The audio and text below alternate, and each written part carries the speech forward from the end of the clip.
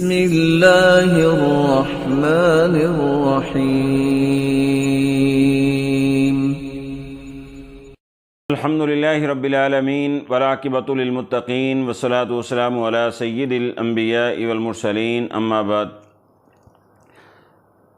آج آپ کے سامنے چھوٹا سا ایک وظیفہ بیان کرنا ہے جس سے پریشانی غم دور ہو جائیں گے اور ہر تکلیف پریشانی دور ہوگی، اور یہ وظیفہ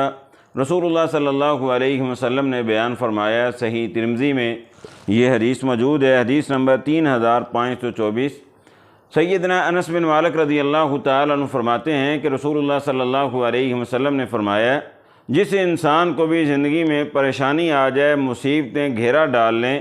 اور زندگی اس کی اجیرن ہو جائے اور وہ سمجھے کہ اب دنیا میں میرا رہنا جو ہے یہ مشکل ہو گیا ہے، اس قدر مصائب آلام جو ہیں اس کو گھیر لیں، تو آپ صلی اللہ علیہ وسلم نے فرمایا وہ کثرت کے ساتھ اس چھوٹی سی دعا کو پڑھے، یا حی یا قیوم برحمتک استغیث۔ یہ صرف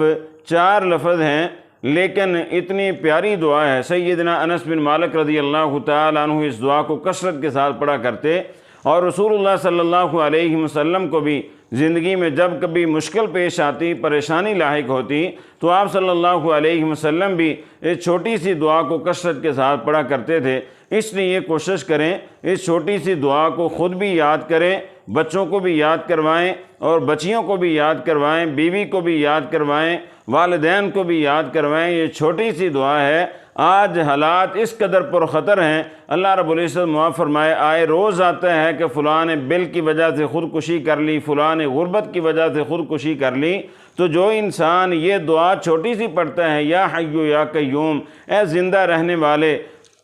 اور سب کو زندگی دینے والے، اے قائم رہنے والے اور سب کو قائم رکھنے والے، برحمتک، میں تیری رحمت کے ساتھ استغیث، میں فریاد کر رہا ہوں، مدد مانگ رہا ہوں، اللہ میری دعا کو قبول فرما لے، میری فریاد رسی فرما دے، تو اللہ رب العزت تو ضرور مدد فرماتا ہے۔ تو یہ چھوٹی سی دعا جیسے ہی آپ محسوس کریں گھر میں غربت ہے، تنگی ہے، پریشانی ہے، آپ بچوں سے کہیں، بچیوں سے کہیں کہ 100 مرتبہ سارے یہ پڑھیں، 200 مرتبہ پڑھیں، 300 مرتبہ پڑھیں۔ جیسے کثرت کے ساتھ اس چھوٹی سی دعا کو پڑھیں گے تو انشاءاللہ اللہ رب العزت آپ کی تمام پریشانیاں دور فرما دے گا۔ اللہ ہمیں یہ پڑھنے کی توفیق دے۔ سبحانک اللہم بحمدک، اشہد ان لا الہ الا انت، استغفرک و اتوب